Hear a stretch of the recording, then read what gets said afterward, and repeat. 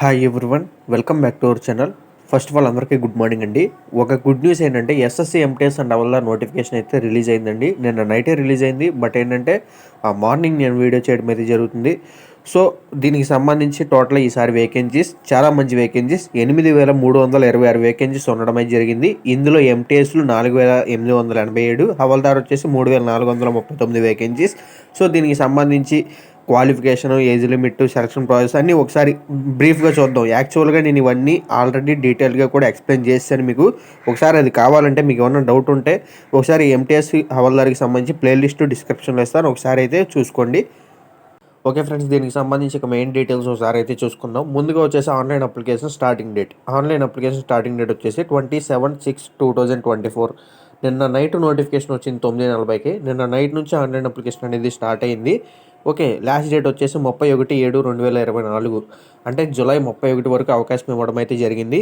అలాగే పేమెంట్ ఉంటుంది కదా, ఆన్లైన్ అప్లికేషన్ ఫీజు చెల్లించాలి. అది వచ్చేసి 1/8/2024 వరకు అవకాశం ఇచ్చారు. అర్థమైందా?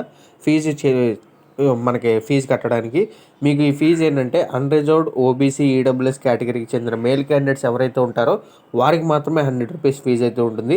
SC, ST, women, PWD, ex service men వీళ్ళకి ఎటువంటి ఫీజు ఉండదు.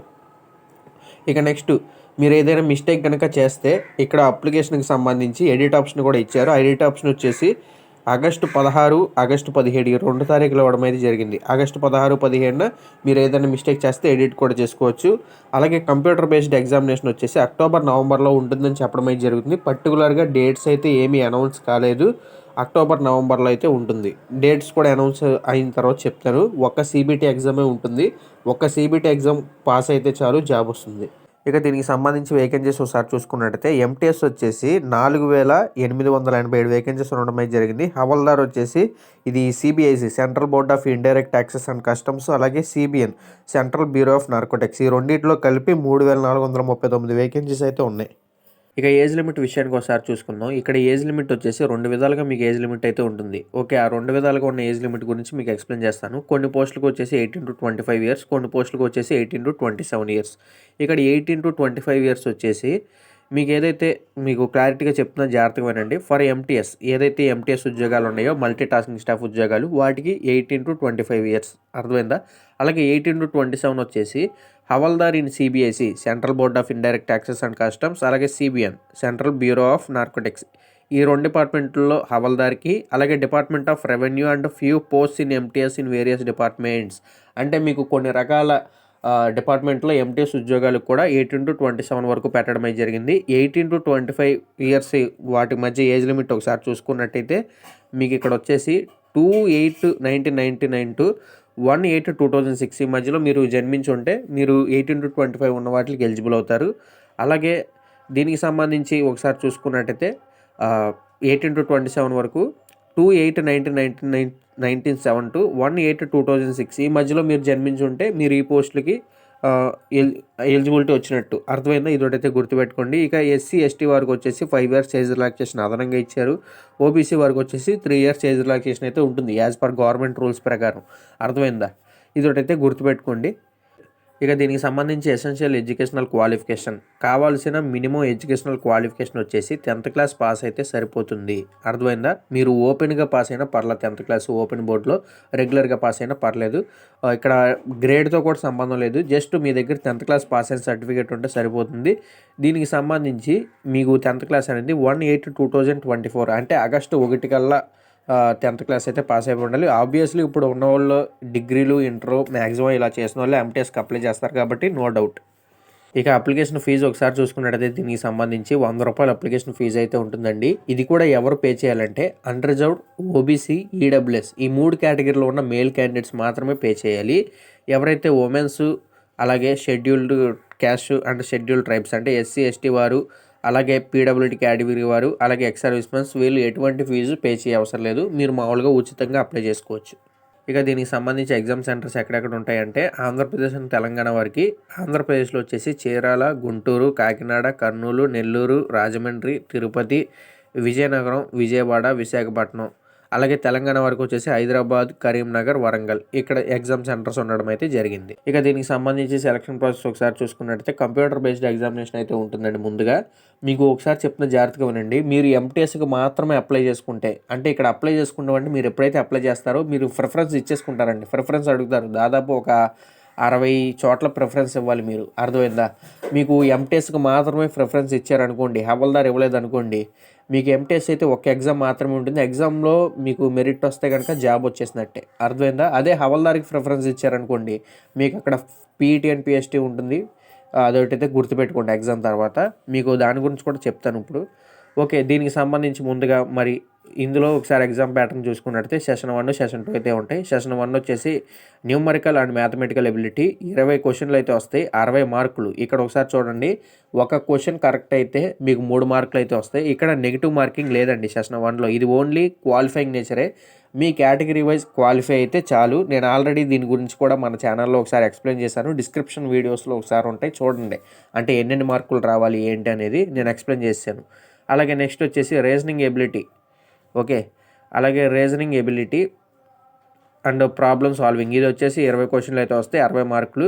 సేమ్ ఇవేంటంటే జస్ట్ క్వాలిఫై నేచర్ కోసం మాత్రమే. ఇవి మెరిట్లోకి అయితే కన్సిడర్ చేయరు. వీటికంటూ 45 నిమిషాలు టైం అయితే ఉంటుంది. ఎవరైతే పీడబ్ల్యూడీ క్యాండిడేట్స్ ఉంటారో వారికి 60 నిమిషాలు టైం అయితే ఉంటుంది.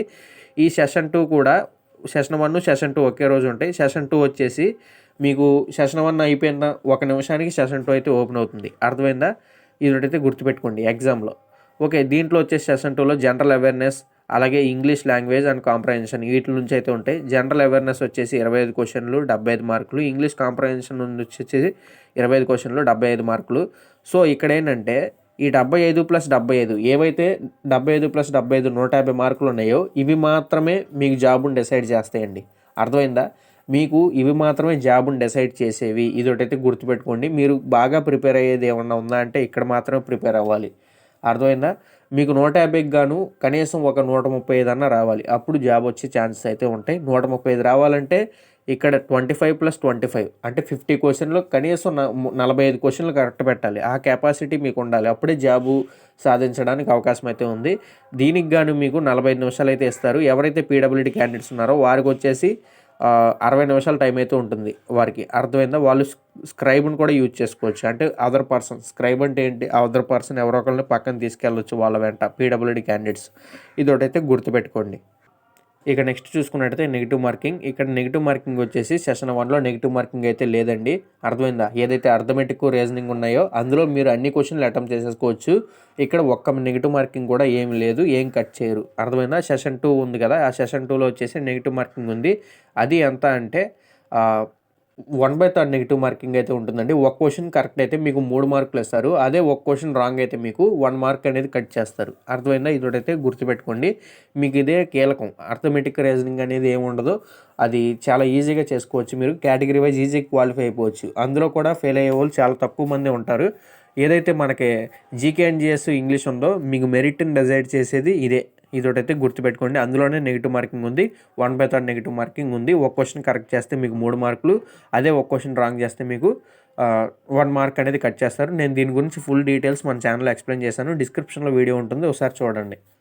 ఇక హవల్దార్కి ఎవరైతే క్వాలిఫై ఉంటారో అందులో వచ్చేసి పీఈటీ అండ్ పిఎస్టీ అయితే ఉంటుంది. ఇక్కడ పిఎస్టీ గురించి ఒకసారి మాట్లాడుకుందాం అండి. మీకు రిటర్న్ ఎగ్జామ్లో హవల్దార్కి కనుక ప్రిఫరెన్స్ ఇచ్చి హవల్దార్కి కనుక క్వాలిఫై ఉంటే మీకు ఏంటంటే ఫిజికల్ టెస్ట్కి పిలుస్తారు. అందులో వచ్చేసి పీఈటీ అండ్ పిఎస్టీ అయితే ఉంటుందని మాట్లాడుకున్నాం కదా. ఈ పిఎస్టీ ఫిజికల్ స్టాండర్డ్ టెస్ట్ విషయానికి వచ్చినట్టయితే ఇక్కడ మేల్ క్యాండిడేట్స్కి హైట్ వచ్చేసి 157.5 సెంటీమీటర్స్ హైట్ అయితే ఉండాలి.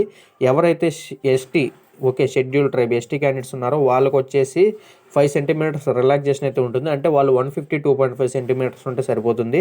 ఇక చెస్ట్ విషయానికి వచ్చినట్టయితే చెస్ట్ వచ్చేసి టోటల్గా 81 సెంటీమీటర్స్ అయితే రావాలి. మీకు ఎక్స్పాన్షన్ కూడా ఇందులో కలిపే ఇచ్చేసారు. 5 సెంటీమీటర్స్ ఎక్స్పాన్షన్ జరగాలి. అర్థమైందా? టోటల్గా 81 రావాలి మీకు చెస్ట్. ఇక ఫీమేల్ క్యాండిడేట్స్ ఎవరైతే ఉన్నారో వారు వచ్చేసి 152 సెంటీమీటర్స్ హైట్ ఉంటే సరిపోతుంది. 2.5 సెంటీమీటర్స్ రిలాక్సేషన్ అయితే ఇచ్చారు ఎవరైతే ఎస్టీ క్యాండిడేట్స్ ఉన్నారో వారికి. అంటే వాళ్ళు 149.5 ఉంటే సరిపోతుంది. ఇక వెయిట్ వచ్చేసి వాళ్ళకి చెస్ట్ అయితే ఉండదు, వెయిట్ ఉంటుంది. 48 kgs వెయిట్ అయితే ఉండాలి. అలాగే 2 kgs రిలాక్సేషన్ కూడా ఇచ్చారు ఎవరైతే ఎస్టీ క్యాండిడేట్స్ ఉన్నారో వారికి. ఇక నెక్స్ట్ పిహెచ్డి అయిన తర్వాత పీఈటీ అయితే ఉంటుంది. ఈ పీఈటీ వచ్చేసి ఫిజికల్ ఎఫిషియన్సీ టెస్ట్. ఇందులో ఏంటంటే మనకు భారీగా ఏమి ఉండవండి. లాంగ్ జంప్లు, హై జంప్లు, రన్నింగ్లు, ఓన్లీ వాకింగ్ మాత్రమే ఉంటుంది. మేల్ క్యాండిడేట్స్ వచ్చేసి 1600 మీటర్ల వాకింగ్ని 15 నిమిషాల్లో కంప్లీట్ చేయాలి. అర్థమైందా? మీరు వాక్ మాత్రమే చేయాలి, రన్నింగ్ అయితే చేయకూడదు, స్పీడ్గా వాక్ చేయాలి. అర్థమైందా? ఫీమేల్ క్యాండిడేట్స్ వచ్చేసి 1 కిలోమీటర్కి 20 మినిట్స్ అయితే ఇచ్చారు. ఇక్కడ ఒకసారి మీరు చూసుకోండి పోస్టులు. హవల్దార్ వచ్చేసి ఎప్పుడు స్టేట్ వైజ్ వేకెన్సీస్ అయితే కాదండి, అవి సిటీ వైజ్ వేకెన్సీస్ అయితే ఉంటాయి. అర్థమైందా? మీకేంటంటే ఆ కార్యాలయాలు సిటీలో ఉంటాయి, ఆఫీసులు ఎక్కువగా. సో దానికి సంబంధించి ఒకసారి చూసుకున్నట్టయితే హవల్దార్ వచ్చేసి మీకేంటంటే ఇందులో హవల్దార్లో వచ్చేసి సిజిఎస్టీ, కస్టమ్స్, ఈ రెండు సిబిఐసి అండర్లో అయితే వర్క్ అవుతాయి. అర్థమైందా? సిబిఐసి అంటే ఇందాక చెప్పుకున్నాం కదా, central board of indirect taxes and customs. అంటే సిజిఎస్టీ, కస్టమ్స్ ఈ రెండు కూడా సిబిఐసి అండర్లో వర్క్ అవుతాయి. అలాగే సిబిఎన్ వచ్చేసి యాక్చువల్గా సిబిఎన్ ఏంటంటే డైరెక్టరేట్ అంటాం. డైరెక్టరేట్లో మీకు జాబ్స్ అయితే ఉన్నాయి ఇందులో. ఒకసారి ఇందులో చూసుకున్నట్టయితే మనకి కస్టమ్స్ వచ్చేసి విశాఖపట్నం కూడా ఉందండి. కస్టమ్స్ వచ్చేసి విశాఖపట్నం కూడా ఉంది. విశాఖపట్నంలో ఒకసారి చూసుకున్నట్టయితే ఓపెన్లో 7 పోస్టులు, ఎస్సీ కేటగిరీకి 3, అలాగే ఎస్టీ కేటగిరీకి 2, ఓబీసీ వారికి 4, ఈడబ్ల్యూఎస్కి 1, టోటల్గా 17 పోస్టులు ఉండడం అయితే జరిగిందండి. అర్థమైందా? ఇదొకటైతే గుర్తుపెట్టుకోండి.